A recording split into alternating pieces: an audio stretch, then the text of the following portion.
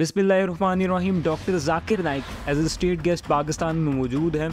कुछ कंट्रोवर्सीज हमारे सामने आई हैं, हम आपके सामने रखेंगे और देखेंगे कि क्या है, कैसे है, उसमें हकीकत क्या है, हमारा पॉइंट ऑफ व्यू क्या है उसमें। लेकिन आपसे एक रिक्वेस्ट होगी कि काइंडली इसमें स्किपिंग ना कीजिएगा, कंप्लीट वीडियो लाजमी देखिएगा, क्योंकि एक पॉइंट ऑफ व्यू जो है दूसरे से रिलेट करता है। जब आप स्किप कर देंगे तो आपको चीज़ समझ नहीं आएगी। तो पहला वाक़या हम देखते हैं कि जब डॉक्टर जाकिर नाइक को इस्लामाबाद में स्वीट होम में जो उनके चेयरमैन हैं ज़मूर साहब, उन्होंने बुलाया, दावत दी, स्टेज पे बुलाया। उसके बाद यतीम बच्चियों को स्टेज पे बुलाया, तो वहाँ डॉक्टर जाकिर नाइक स्टेज से ही उतर गए। अब वहाँ पे यतीम बच्चियाँ आई थी शील्ड लेने के लिए, फ़ोटो खिंचवाने के लिए, लेकिन वहाँ से डॉक्टर जाकिर नाइक तो नीचे उतर चुके थे। उसके बाद डॉक्टर जाकिर नाइक के रिमार्क्स आए कि मैं इन ख़वातीन के साथ तस्वीर नहीं बनवा सकता या इनको शील्ड नहीं दे सकता क्योंकि ये मेरे लिए नामहरम है। लेकिन यहाँ पर बात यह है कि ये जस्ट 13-14 साल की उम्र की थी और ये 3 बच्चियाँ थी। चलें, जो होस्ट का मामला है वो तो हमें समझ आता है कि आपने कहा कि होस्ट आगे आगे हो रही थी, मैं पीछे पीछे हो रहा था, फिर भी समझ आता है। लेकिन ये तो 13-14 साल की बच्चियाँ हैं, वो भी यतीम बच्चियाँ हैं।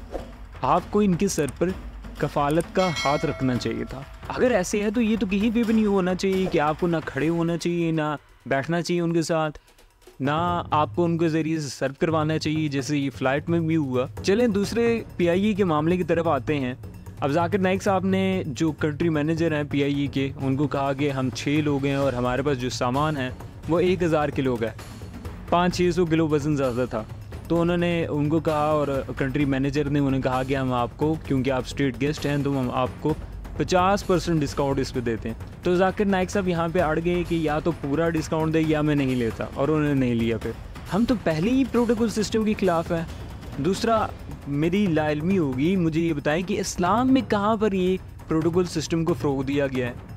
तो यहाँ पे दोनों जो बातें हैं उस पर तज़ाद आया। पहले ये थोड़ा सा ट्रेडिशनल है फ़ीमेल के मामले में, और यहाँ पे ये मॉडर्न टेक्निक्स को अपना रहे हैं। ये काफ़ी डिफरेंस आ रहा है, ये मुझे समझ नहीं आया। देखिए, अगर आपको किसी से शिकवा है तो आप, मैं एग्जांपल यहाँ पे लेता हूँ कि एक दुकान वाले से अगर आपको शिकवा है तो आपको दुकान वाले के पास जाने की ज़रूरत है, बजाय इसके आपको उसको सोशल मीडिया पर लगा दो।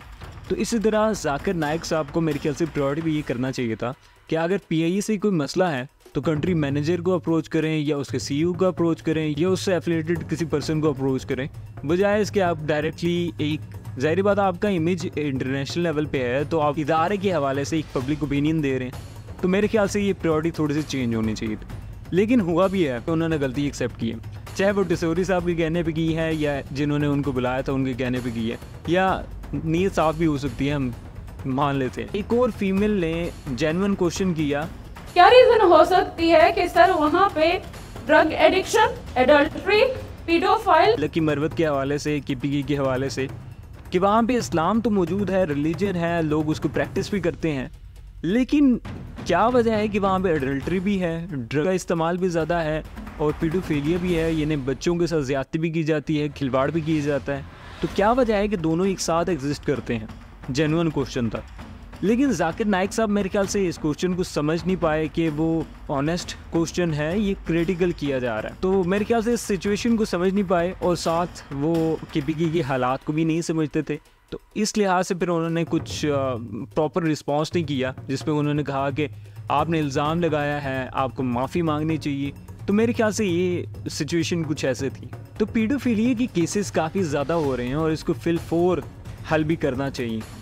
साथ ही एक यूट्यूबर डकी, जब उसकी मुलाकात होती है और जाकिर नाइक साहब उसके रिव्यूज़ देते हैं कि उसने मुझे आइडल माना, साथ शाहरुख खान को आइडल माना और साथ विराट कोहली को। तो ये कैसा कंपैरिजन है, उस पर हंसे। और कुछ लोगों ने लेकिन इस पर क्रिटिक किया कि ये कैसे हंस रहे हैं इस पर और ये कैसे कमेंट्स पास कर रहे हैं। जाकिर नाइक यहाँ पर ठीक थे, क्योंकि उनके मुताबिक जो कंपैरिजन किया जा रहा था वो एक मुस्लिम और नॉन मुस्लिम का किया जा रहा था। जाकिर नाइक और विराट कोहली और शाहरुख खान का गिर जा रहा है। तो हम अगर कुरान के लिहाज से भी देखें तो तकवा करने वाले जो इस्लाम प्रैक्टिसिंग है, रिलीजन प्रैक्टिसिंग है, वो नॉन मुस्लिम नॉन प्रैक्टिसिंग से ऑब्वियसली बेहतर होंगे, राइट? तो यहाँ पर वो ठीक थे। कुछ और मामलात और वाक़यात पर उन पर क्रिटिक की जा रही है। जैसे उन्होंने कहा था कि अगर औरत कंवारी है तो उसको 2 ऑप्शन देख लेने चाहिए, एक या सेकंड वाइफ के तौर पे, ऑलरेडी जो हस्बैंड शादीशुदा है उसके साथ, या बाजारी औरत के तौर पे। कुछ एंकर्स ने तो ये भी कोशिश की है कि इन कंट्रोवर्सीज के ज़रिए से वो लिबरलिज्म को प्रमोट करें कि इनको नहीं आना चाहिए था। आप बाकी जो रिसर्चर्स हैं, इन्वायरमेंटलिस्ट हैं, सिर्फ उन्हीं को बुलाएं, आप रिलीजियस जो प्रमोशन करें वो ना करें। आप जाकिर नाइक साहब जो कई बार कुछ बोलना चाहते हैं, जो उनकी इस्तेलाहत हैं वो कई बार डिफ़र कर जाती हैं, इसलिए फिर उनको माफ़ी मांगनी पड़ती है। उनको देखना चाहिए कि किस पब्लिक को वो डील करें, उस हिसाब से डील करें।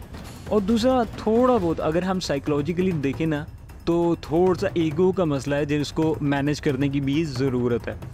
लेकिन मैं ओवरऑल इसका ये कहूँगा, डॉक्टर जाकिर नाइक अगर एक इंफॉर्मेशन का समुंदर है और ज़ख़ीरा है, तो हमें उस लिहाज से देखना चाहिए, एक पॉजिटिव पॉइंट के लिहाज से देखना चाहिए, बजाय इसके कि हम नेगेटिव पॉइंट्स को हाईलाइट करके उस पर कंट्रोवर्सीज बनाना शुरू कर दें।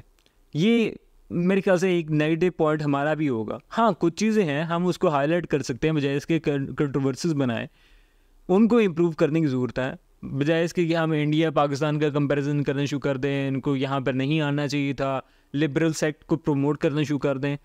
ऐसा नहीं होगा।